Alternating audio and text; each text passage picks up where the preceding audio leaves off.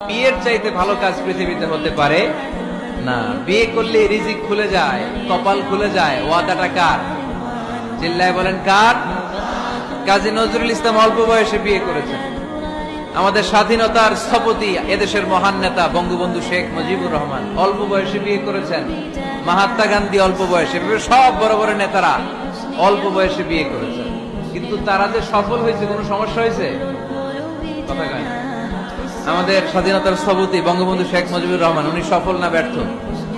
চিল্লায় বলে সফল। তো উনি যে কম বয়সে বিয়ে করে সফল হয়েছে, এই বিয়ে ওনার কোনো বাধা দিছে? কথা বলে। ঝামেলাটা হইলো ওনারা কম বয়সে বিয়ে করে সফল হয়েছে, আর আমরা সফল হয়ে তারপরে বিয়ের পিড়িতে বসতে চাই, ঠিক কিনা? সফলতার কোনো শর্টকাট নাই। বিয়ে করেন, সফল বানাই দিবে কে? এজন্য বিয়ে করতে রাজি আছেন তো সবাই? সবাই রাজি?